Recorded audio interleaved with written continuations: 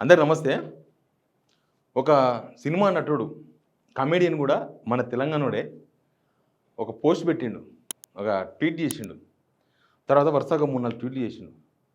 పండుగ నాడు ప్రభుత్వం గజ్జున వణికింది ఆ ట్వీట్‌కు. అది సామాన్యునికున్న పవర్.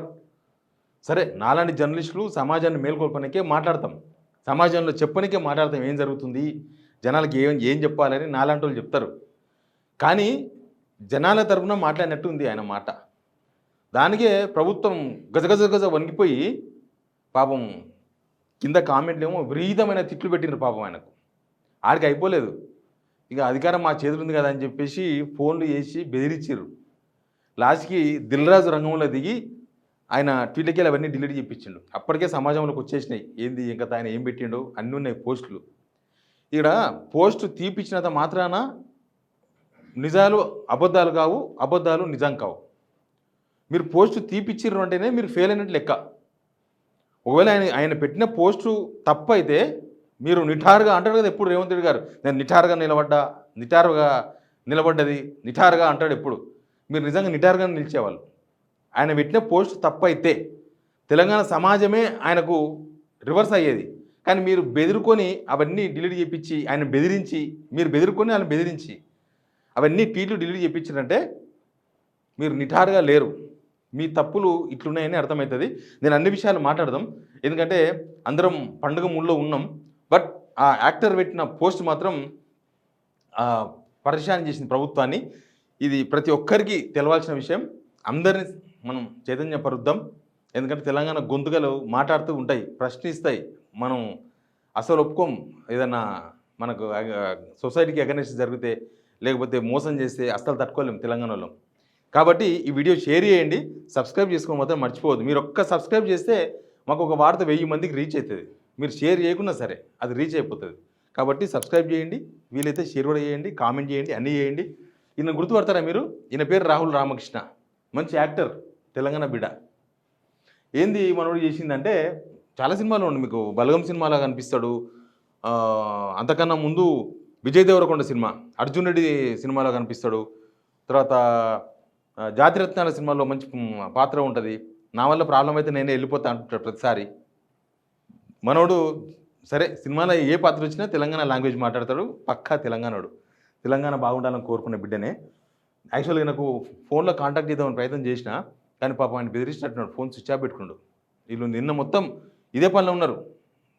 తీ ఆ ట్వీట్లుది తెలంగాణ జనం చూస్తారు, చూస్తే మళ్ళీ 4 పోస్టులు పెడతారు. ఒక్కడు పోస్ట్ పెడితేనే గజ వణికిపోయే పాలన ఎందుక? చూడండి ఏం ట్వీట్ చేసిండో. ఇగో Rahul Ramakrishna. Hyderabad downed, all your promises failed. Hyderabad దిగజారిపోయింది వ్యవస్థ. హైదరాబాద్లో ఆల్ అవర్ ప్రామిసెస్ ఫెయిల్డ్. మీరు ఇచ్చిన హామీలు మొత్తం ఫెయిల్ అయిపోయినాయని ఎవరికి ట్యాగ్ చేసింది తెలుసా? డైరెక్ట్ కేసీఆర్కి ట్యాగ్ చేసిండు. ఆయన బీఆర్ఎస్ కార్యకర్త కాదు, తెలంగాణ ముద్దుబిడ్డ, తెలంగాణ వాది రాహుల్ రామకృష్ణ.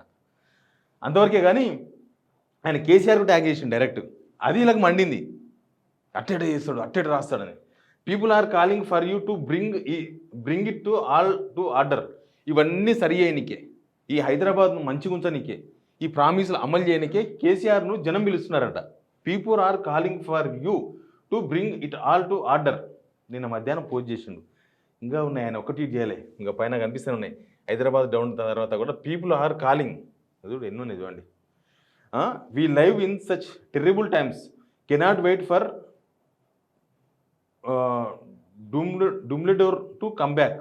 అంటే తొందరగా మనం బయటికి రావాలి. Go ahead, murder me now, I'm sick and tired of things anyway. నన్ను చంపేయండి, నేను సిక్ అయిపోతున్నా, ఇవన్నీ చూడలేక, జరుగుతున్న పరిణామాలు చూడలేక నన్ను చంపేయండి మీరు అని అడుగుతున్నాను. ఇక ఇంకో దాన్ని కరెక్ట్గా తెల్ల కొడితే, విసిగిపోయాం, రేవంత్ పాలనతో విసిగిపోయాం, హైదరాబాద్ నాశనం అయిపోయింది. కేసీఆర్ గారు, కేటీఆర్ గారు, ప్రజలు, కేసీఆర్ రాసిన, వీళ్ళు ఎక్కువ రాసినట్టున్నారు, మీ పాలన కోరుకుంటున్నారు, త్వరగా మీరు అధికారంలోకి రండి లేదా నన్ను చంపేయండి. ట్విట్టర్ వేదికగా సినీ నటుడు రాహుల్ రామకృష్ణ భావోద్వేగ వ్యాఖ్యలు.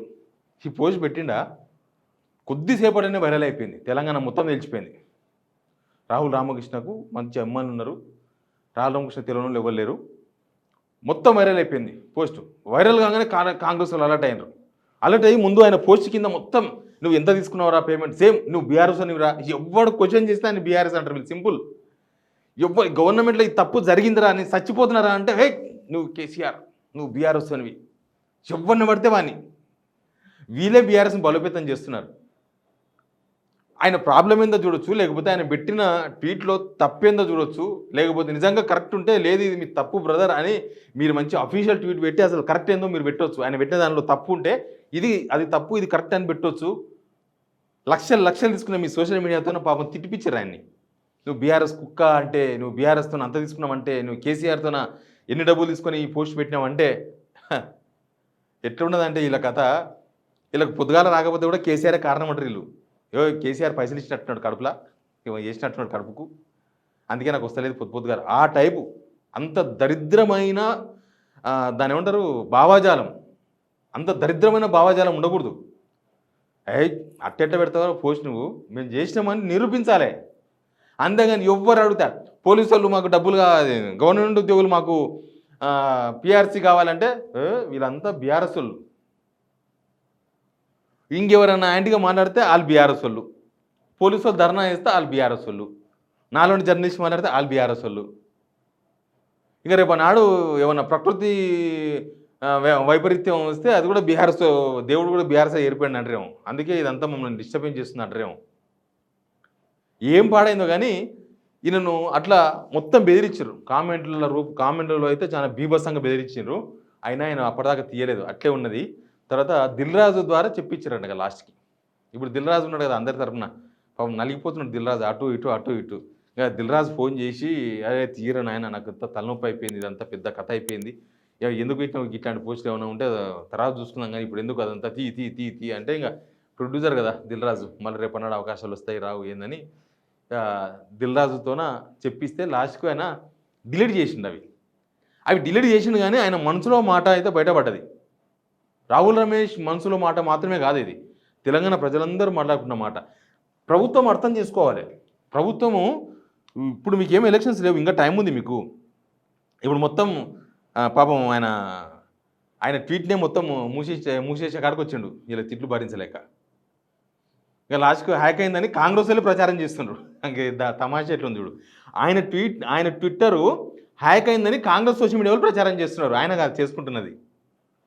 ఎంత అభద్రతా భావం గవర్నమెంట్.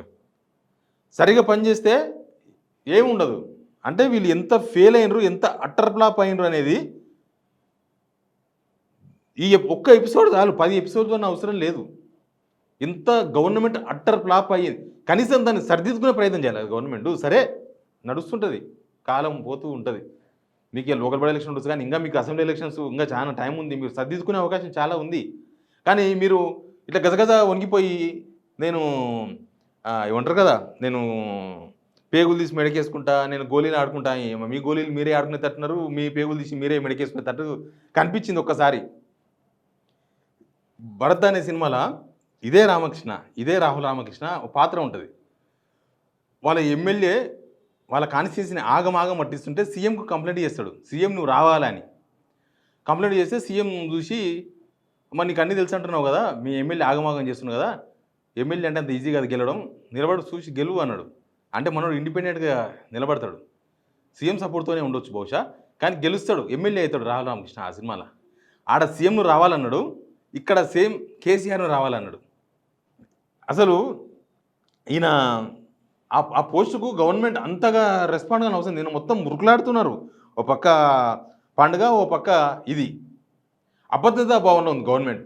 అంటే ఎప్పుడు ఎవరు ఏం పోస్ట్ పెడతారో, ఇది ఎక్కడ తిరుగుబాటు వస్తుందో, ఎక్కడ ఏమవుతారో అని అంత భయం ఎందుకు వస్తుందంటే మీరు ఫెయిల్ అయిన కాబట్టి వస్తుంది. ఫెయిల్ కాకపోతే భయం రాదు కదా. నిఠారుగా నిలబడి సమాధానం చెప్తారు. నిఠారుగా నిలబడలేకపోతారు అంటే వ్యవస్థ వేరే ఉందనేది చాలా అర్థం చేసుకో. హైదరాబాద్లో వరదలతో ప్రజలు ఇబ్బందులు పడినప్పుడు సామాజిక కోణంలో సామాజిక బాధ్యతతో ముందుకొచ్చి మాట్లాడవచ్చు రాహుల్ రామకృష్ణ. కానీ ఆయన బెదిరించాల్సిన అవసరం ఏముంది? మాలాంటి జర్నలిస్ట్ మస్తు బెదిరిస్తారు, మేము బెదిరుకోము. పాపం సినిమా అయినా కదా అందుకే ఆయన బెదిరుకున్నాడు. మనమైతే ఏం బెదిరుకోము, జనమంగిలా మాట్లాడతాం. పెడతారా ఉరిశిక్ష చేస్తారా? మన మీద మస్తు దుష్ప్రచారం చేస్తారు. వీళ్ళు చేసేది రెండే, ఒకటి అబద్ధాలు ఆడడం, లేకపోతే అవతల మీద దుమ్మెత్తిపోయడం, అవతల మీద ఏదో ఒక పోస్ట్ పెట్టడం, అవతల మీద ఏదో ఇప్పుడు మన సిగ్నల్ టీవీ ఉంది, చెప్పేకాడికి వాస్తవాలు చెప్పే ప్రయత్నమే చేస్తాం, అది ఏమన్నా కానీ. ఇంకా అబద్ధం చెప్పే బదులు వార్త వేయకుండా బెటర్. కాబట్టి వాస్తవాలే చెప్పాలనుకుంటాం. ఇంకా అది వాళ్ళకి అరగదు కదా. మంచిగా జనం కూడా చూస్తున్నారు, ఆదరిస్తున్నారు. జనాలకు నిజాలు తెలిస్తే ఏమో సిగ్నల్ టీవీ అని మన మీద కూడా పోస్ట్ పెట్టింది కదా. మన క్యారెక్టర్ అసాసినేషన్ అనమాట. అంటే నా మీద నమ్మకం పోవాలి జనాలకి. శివారెడ్డిని నమ్ముతున్నారు, శివారెడ్డి చెప్పేది కొద్దిగా వాస్తవం అనుకుంటున్నారు. అసలు శివారెడ్డిని బ్యాడ్ చేస్తే, శివారెడ్డి పలానా లంగ, శివారెడ్డి దొంగ, శివారెడ్డి పలానా చేస్తాడు, ఏం దొరకవు నా దగ్గర, ఏముండవు, అన్నీ చూసిర్రు. ఏం లేకనే ఆ నెగిటివ్ ప్రచారం, ఉత్తగా అబద్ధ ప్రచారం చేయకపోతేనే పోలీసుని పోయి కంప్లైంట్ చేసిన. భయపడం కదా, మనం కూడా తెలంగాణలోమే. కానీ సినిమా వాళ్ళు కదా పాపం, మనమేమో అన్ని చూసి వచ్చిన వాళ్ళం. నేను 18 సంవత్సరాలు నేను యూట్యూబ్ ఛానల్ పెట్టుకున్నా అంటే నేను అందరిలాగా ఏదో యూట్యూబర్ మాత్రమే కాదు, 18 సంవత్సరాల కష్టం ఉంది. నేను సింగిల్ హ్యాండ్తో ఛానల్ నడిపించిన సత్తా నాకుంది, దమ్ము ఉంది. చూడలేదా? డిబేట్లు చేసిన, 1000 డిబేట్లు, 1000 లైవ్లు ఇచ్చిన, 1000 గ్రౌండ్ రిపోర్ట్లు చేసిన, అంత ఎక్స్పీరియన్స్తో పెట్టుకున్నాను నేను. నా బ్యాక్గ్రౌండ్ చాలా పెద్దగా ఉంది. ఇన్ని వేస్తే ఈ జనం మీద, సమాజం మీద నాకు ఇంత అవగాహన వచ్చింది. బెదిరిద్దామని చూస్తే అవుతుందా పాపం. కానీ రావుల రామకృష్ణ అయితే బెదిరించిండ్రు. సరే, ఇప్పుడు బెదిరించవచ్చు, ఇప్పుడు వేయచ్చు, కానీ అది వాస్తవం. మీరు బెదిరింపులతో ఎన్ని రోజులు నడుస్తుంది సంసారం? అందరినీ జర్నలిస్టులను బెదిరియాలి, ప్రతిపక్ష బలం బెదిరియాలి, సినిమా వాళ్ళని బెదిరియాలి, రేపు జనాలను బెదిరిస్తారు. ఇంకా ఏమేమైతే మనం చెప్తారు కదా. కొత్త సెక్షన్లు, కొత్త చట్టాలు దేశంలో ప్రపంచంలో లేదు. ఫోన్ మన చేతులు ఉండగానే మన ఫోన్లో ఏం జరుగుతుందో తెలుసుకుంటారంట. గట్లాంటి సాఫ్ట్వేర్ కావాలని ఓపెన్ యాక్షన్ వేసింది గవర్నమెంట్. అంటేనే మీరు ఎంత భయపడుతున్నారు, ఎట్లా అయిపోయింది వ్యవస్థ. మీరు తెలంగాణలో కదా, ధైర్యంగా ఉండండి. మీరు తెలంగాణ బిడ్డలే కదా. తెలంగాణ ఉద్యమకారులు కొంతమందికి అవి ఉండొచ్చు, కాకపోయి ఉండొచ్చు, కానీ అందరం తెలంగాణలో మీరు ధైర్యంగా ఉండండి. తెలంగాణ జనం చూస్తేనే భయపడితే ఎట్లా? మీరు తెలంగాణ జనం చూసే భయపడుతున్న గవర్నమెంట్ అంటే ఏంది అది? ఆ జనం ఓట్లేస్తేనే మీరు ఇక్కడ దాకా వచ్చారు, గవర్నమెంట్ వచ్చింది. సినిమా చాలా ముందు మనం పేర్లు పడకనే ఇంత కొట్లాడుతున్నాం. ఇంకా సినిమా లోపలికి పోతే ఏమవుతుందో. Please subscribe signal TV.